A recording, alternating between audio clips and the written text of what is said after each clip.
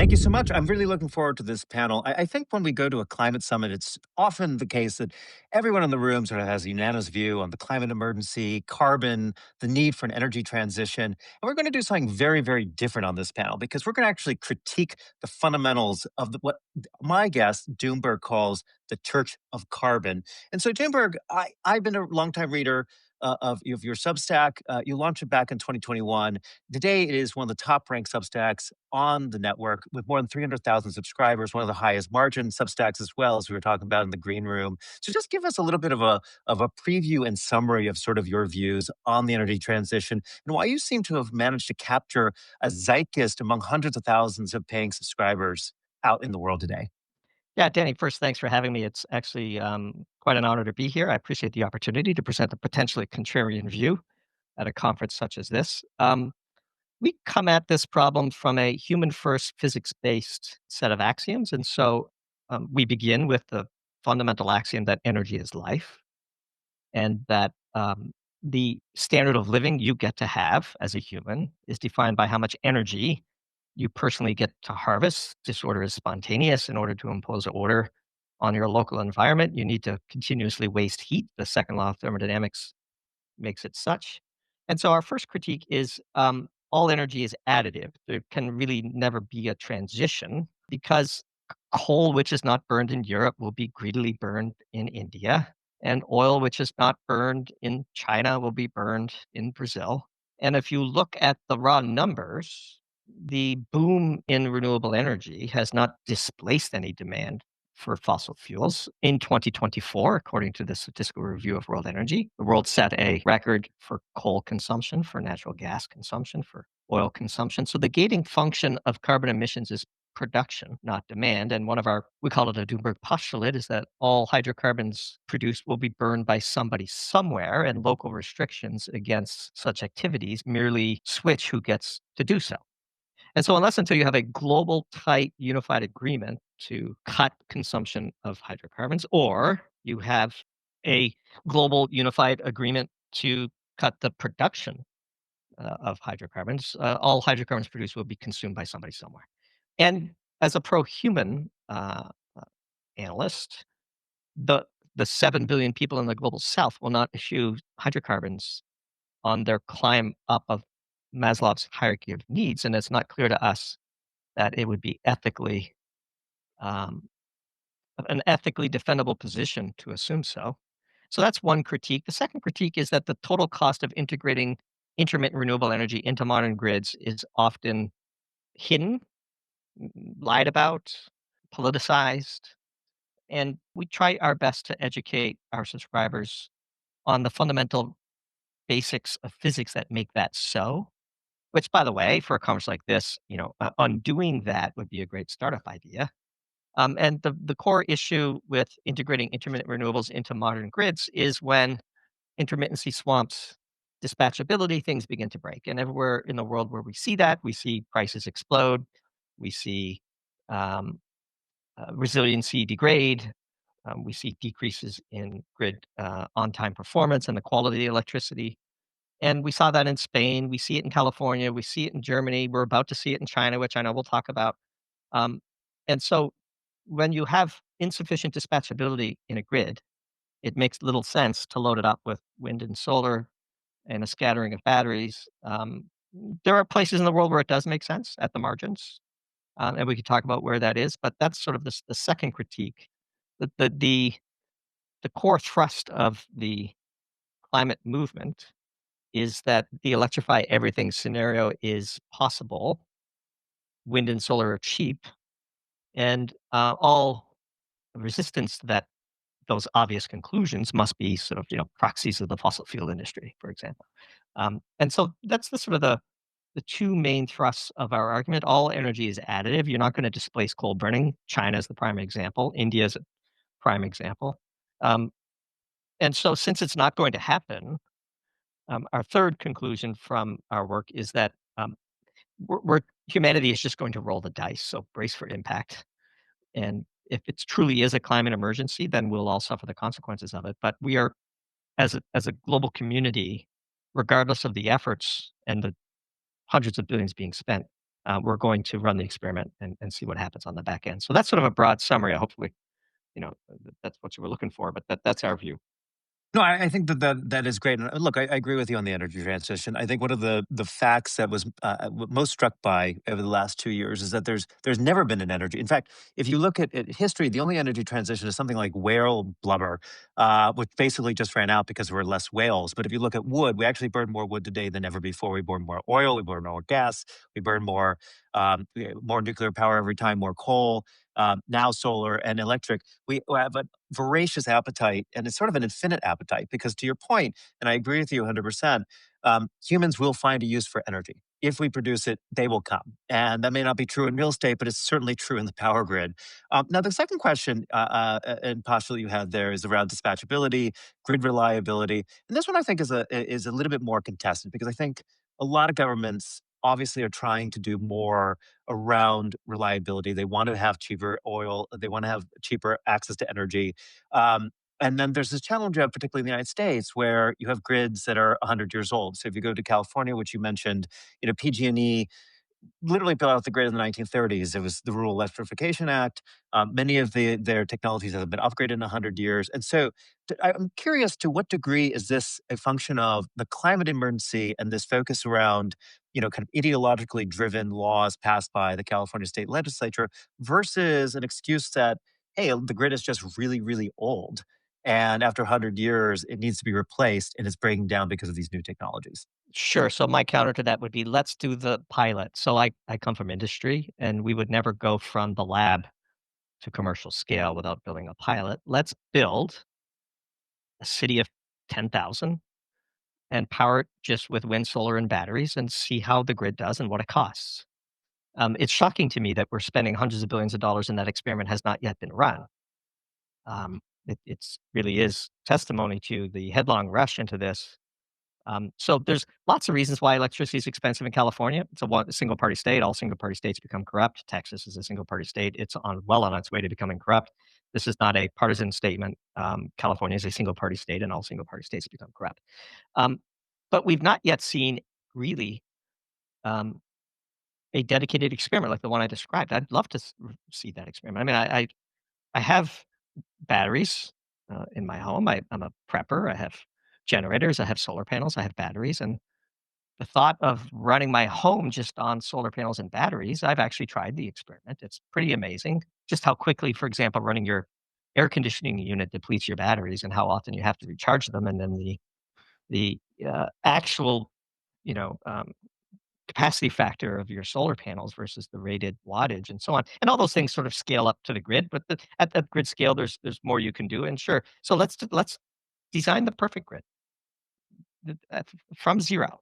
Let's build a grid from scratch to power a village of or a small town of 10,000 people and see what happens. I think what you'll find is the sheer volume of batteries needed to ensure against intermittency over periods of days and weeks, while still needing to recharge those batteries, would make the entire system cost prohibitive to run at 99.997% on time, which is what modern grids need to run on in order to be useful for developed world economies.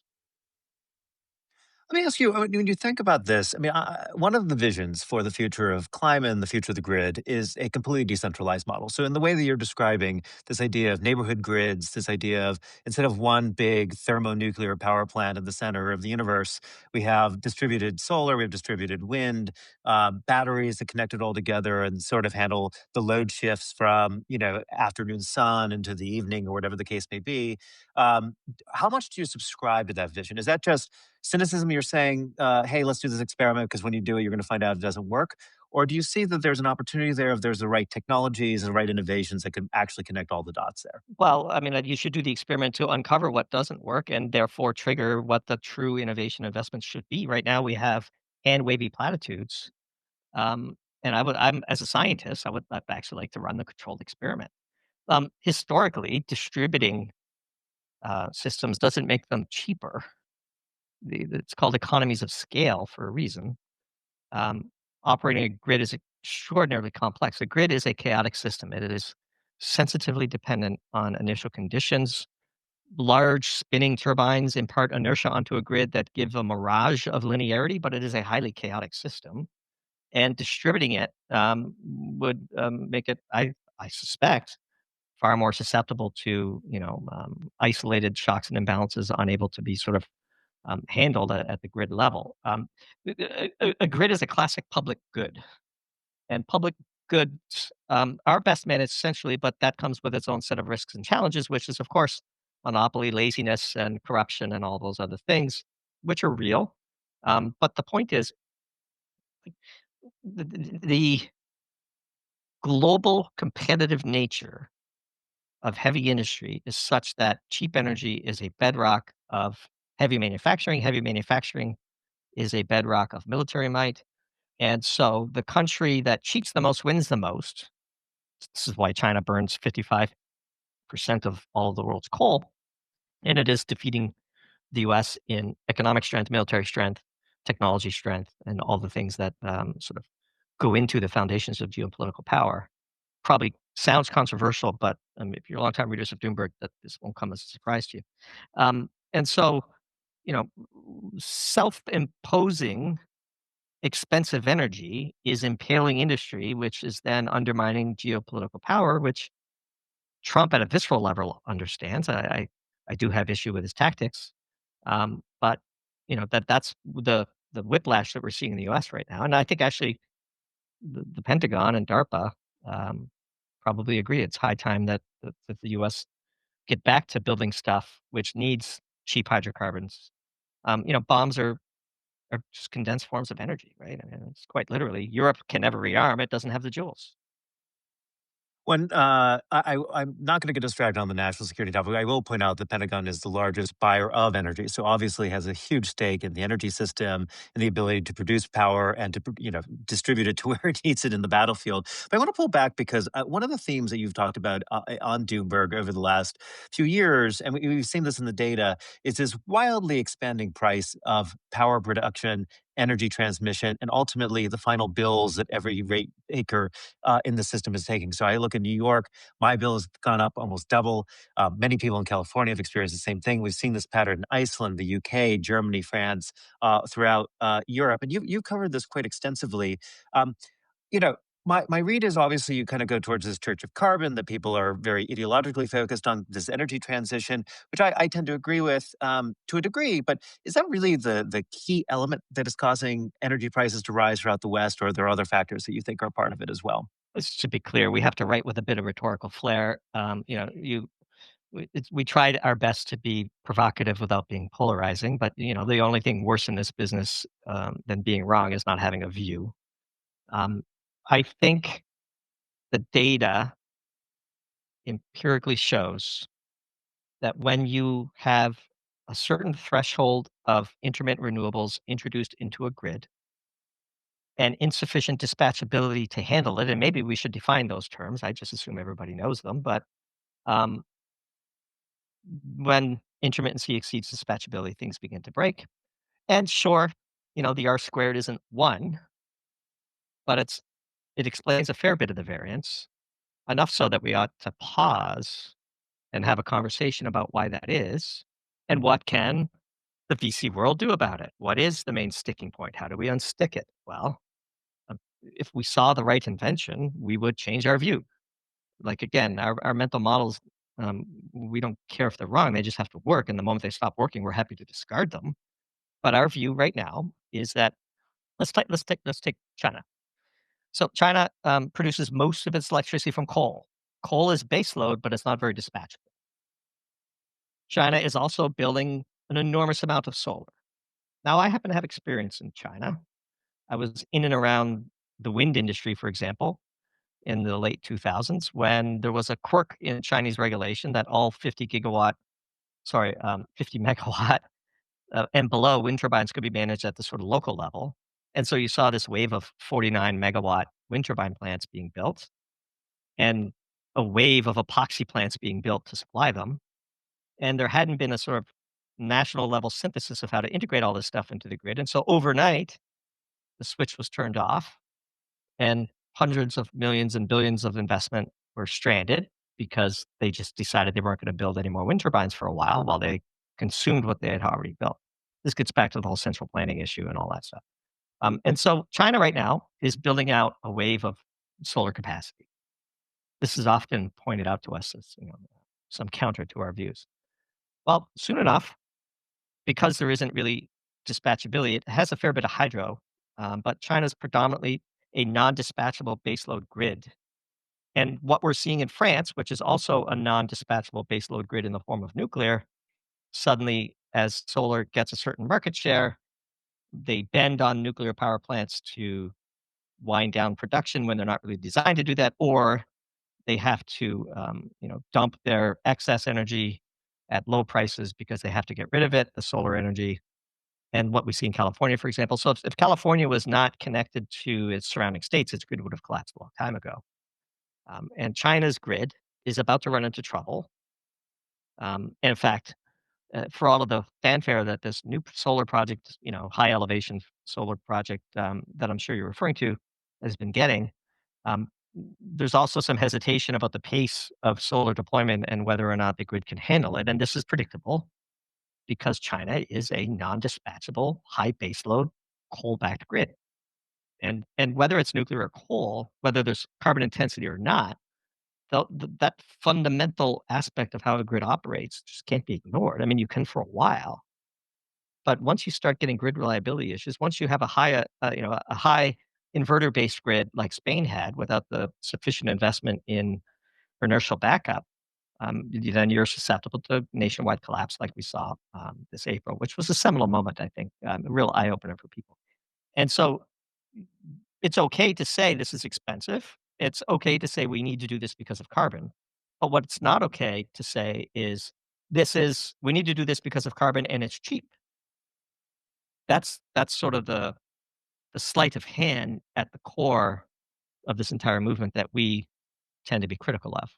Knock yourself out. If you think solar is cheap, go for it. I mean, we're not opposed to it. I sold into the solar industry as well. I'm very familiar with how China came to dominate it and what it takes to take, high purity sand and make ultra pure silicon and slice it into or form it into ingots and slice it into wafers and mount it as cells and cell modules. That supply chain is well known to me. It's just let's stop lying to ourselves. And in fact, I do believe that the fundamental spin around how, quote, "cheap" this will be is the undoing, of the industry, and one of the reasons why Trump won the election. Let me ask you, I mean, at basis, you have this direct connection between energy and geopolitics. So fundamentally, the ability to project power is literally a form of power, a form of energy, the ability to gather energy and sort of distribute it where you need it to go. The US and China seem to be going two very, very different directions. China's launching these massive projects. We've already talked about the solar farm. It's also launching a $157 billion dam in the Tibetan Plateau that's designed to give it a huge amount of hydropower, up to 2 or 3% of GDP based on some of its own estimates. At the same time, President Trump, Doug Bogram, the Secretary of the Interior, Chris Wright, Secretary of Energy, Lee Zeldin, EPA Administrator, seem to be pulling back from all these different technologies. So we've seen the cancellation of offshore wind, a major cancellation of a solar farm in the last few weeks. And there's a huge redirection of energy back towards oil and gas. I'm curious how you sort of perceive these two, because it doesn't seem like China's focused on climate change. We just had the UN General Assembly here in New York a few weeks ago. Uh, China had a very, very weak commitment to climate change goals. So it's clearly not the church of carbon that they're subscribing to. But it seems to me that they are focused on an all the above strategy: coal, oil, gas, anything that they can get their hands on. At the same time, the US seems to be pulling back from many of its choices. How do you sort of reconcile those two, given your sort Sure. of lateral thinking? Yeah, the US is swimming in natural gas. The US is a global natural gas gigapower. It has an infinite supply of natural gas. That's how we model it, and it's the cheapest hydrocarbon on the board, and that is what will feed AI in a nutshell. And China burns coal at a massive scale. Yes, it is installing a lot of solar panels. It has an oversupply of solar capacity. Part of that is domestic. But the US has decided that dispatchable natural gas, by the way, natural gas power plants are highly dispatchable. And the ideal grid in our world is a mix of nuclear and natural gas. And you could throw a lot more solar and wind into a grid like that because natural gas is dispatchable. And the hydrocarbon that China's building is not going to help in its dispatchability because that's a run of the river plant. It doesn't have a big dam behind it, so it can't act like a battery. So that hydrocarbon plant is going to exacerbate the issues that the solar investments will ultimately manifest in China. That's how we view that. So the US has a huge abundance of ultra cheap hydrocarbons, and natural gas is the cleanest burning of them. And that's what the Trump administration is betting on. And when you talk about AI, one of the patterns we've seen over the last year is this huge enthusiasm around nuclear. And I believe you're relatively pro nuclear or very pro nuclear. So we've seen the kind of revitalization potentially of Three Mile Islands. We've seen Commonwealth Fusion Systems and other companies receive billions of dollars of venture capital to recreate new forms of nuclear power. And then we're also sort of, going from fission to fusion, and whether that's real or distant in the future is anyone's guess. I'm curious how much you think nuclear plays a role in the future of AI versus just natural gas in the United States. It's too slow. We are very pro-nuclear. Once you build a nuclear power plant, it's essentially immortal. It bequeaths future generations of carbon-free power, which everybody here should be for, but it's just too slow to meet the needs of the exponential growth in demand. And by the way, not just natural gas, it has to be off-grid natural gas, because the existing grids, per your earlier comment, just can't accommodate this new demand, and it will drive the prices up for everybody. The price a hyperscaling data center operator would be willing to pay for electricity is higher than the average industrial customer or residential customer can typically afford. And so, natural gas offsite is both the bridging fuel. And look, the U.S. right now in the Permian Basin, natural gas is being it's negatively priced. People are being paid to take it. Natural gas Henry Hub $3 a million BTU. That's the equivalent of $17 a barrel oil. So if you have an infinite supply of the cleanest burning hydrocarbon that is priced at one fourth the price of oil, you're going to burn it. And so, like, that's just what's going to happen. China's going to burn coal, and it's going to, I think, imperil its grid with introducing intermittency with insufficient dispatchability. The US's grid, which is loading up on natural gas, comes with a lot of dispatchability. So you can then make more room for wind and solar if you wanted to. But ultimately, natural gas is both baseload and dispatchability, as is impoundment hydroelectricity. Got the giant battery behind the dam, basically, and it could quickly match production with demand as the grid operators need. So Norway, for example, could basically be a giant battery for its own and Europe's renewable energy, and that's what we see. Same with Quebec and the Northeast. And so you just have to understand the type of power and what its use case is, and then you could get a true understanding of what it actually costs to use it. The last point I'll make is the marginal cost of the fuel is only one input in the total cost to the consumer. We're almost out of time. We're at the SOSV Climate Tech Summit. So I'm curious when you think about innovation, if you were a venture capitalist looking at the energy grid, looking at power generation in the United States, we don't have to talk globally, but in the United States, where would you be directing your attention to? What technologies, what new innovations are you most excited for? Yeah, I am a venture capitalist in my private life, and I think about this question a lot. Um, any investment that unlocks the production volume of energy is of interest to me because the single greatest bet that you can put the mortgage on is that the demand for energy goes up and to the right. And so if you can think of a technology that unleashes energy, that enables energy, that unsticks energy constraints, and you make money based on the volume of energy produced, be it solar, wind, hydro, oil, gas, coal, I'm agnostic, um, then you have a winner. So I would start with leveraging volume expansion of energy produced because energy is life and all humans everywhere want a higher standard of living. And I can think of no better trend to bet on than that.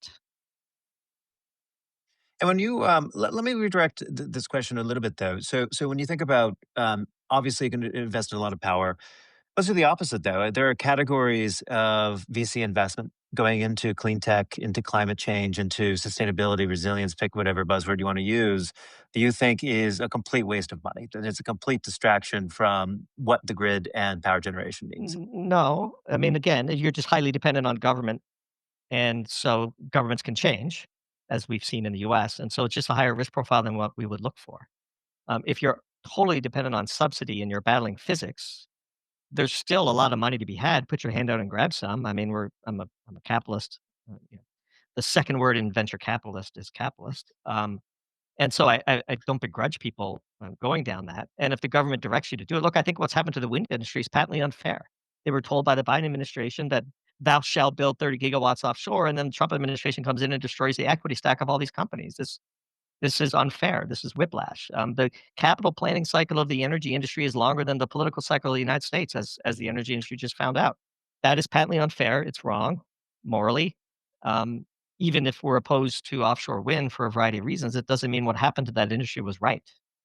I think you can have a nuanced view of the thing, but you have to understand that if your investment is wholly political, then you better be a politics expert. And so we'll see which of the technologies were not so political in the months and years ahead. And people argue, oh, well, we need to fund the transition and so on. Sure, but and will the oil and gas industry get subsidies? I mean, all those things are true. The oil and gas industry has incredible political power as well. And those are just the pieces on the board. Our objective is to analyze the pieces on the board and to write what we believe will happen for our subscribers in a way that is provocative but not polarizing, funny but not silly, and educational without being self-indulgent. So that's our brand mission. Well, maybe at the very end here, when you're talking about, pieces on the puzzle and the board and the chess, when you look around the world, look at state, local governments, who's doing things right and who's doing things wrong? The UAE is doing things right. They have a near perfect grid, nuclear build out, natural gas dispatchability, and taking advantage of their abundant solar, generationally managed, whole government approach, education, investment in innovation, in the training of local, the Emiratization of their nuclear industry, as they call it. Small scale, but proves what can be done. I think Ontario has done a good job with its nuclear build out. I think France used to do it well, and so there's.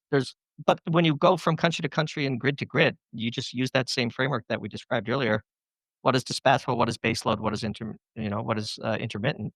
And then you just assess the grid and say this is where they have to run into problems. The model is there. It's just people want to avoid looking at it. And so yeah, if you push me, I would say the United Arab Emirates does it best. And on the worst side? Germany, I mean, you take down your nuclear power facilities, you load up the grid with intermittent renewables, then you depend on your neighbors to bail you out when things go wrong, and so you're sort of a drowning swimmer at that point. And rushing back to coal after natural gas was, the loss of natural gas from Russia is a loss of dispatchable grid power. And so, yes, of course, the grid is going to run into issues, and they're depending on the interlinks in between Norway and the EU and France's nuclear and all. It was just such an own goal. The old German grid was anchored with nuclear, supplemented with natural gas in a bit of coal. They could have replaced the coal with wind and solar and been just fine, but they had to shut down their nuclear as well, which is what caused all the problems. Well, obviously, with a conference like this, we're in overtime. But I'm curious. Obviously, many people here are mission oriented, want to make the climate better, focus on sustainability, whether from degrees or background or just professional experience. And they hear you and they go, God damn, like everything you say is against what I'm trying to do. Everything you say is opposed to our transition, opposed to solving the climate emergency. What's sort of the message to folks who are most opposed to you? What how do you sort of unlock their thinking from your perspective, Doomberg? It's okay to occasionally hear from people that you fundamentally disagree with, and it's a shame that we don't do more of that in society, which is why I so happily accepted the invitation to be here and really appreciated the invite genuinely. We come to our beliefs authentically. We defend them in debates, and we welcome all comers. We welcome all critiques. When we're wrong, we admit it. We're not afraid to be wrong. Um, Having written 430 articles that we have to research, write, publish, promote, and defend, we've gotten pretty good at handling the counter arguments and incorporating some of them into our writing. And again, if you only read stuff you agree with, you're not going to be a very good venture capitalist. You're not going to be a good founder. You're not going to be successful. You have to go and seek out why it is that some people disagree with you, because wrong is where the right is found. I read everybody's propaganda. Not just America's propaganda, by the way, but far too few people are willing to read everybody's propaganda. The same event reported by 8 different countries, you'll get 8 totally different stories as to what actually happened. And so, if hearing me has upset you, that's on you, not me. We present our views authentically, and we're happy to defend them. Oh, thank you for your contrarian takes. Doomberg, thanks for joining us. You bet. I really loved it, Danny. It was great.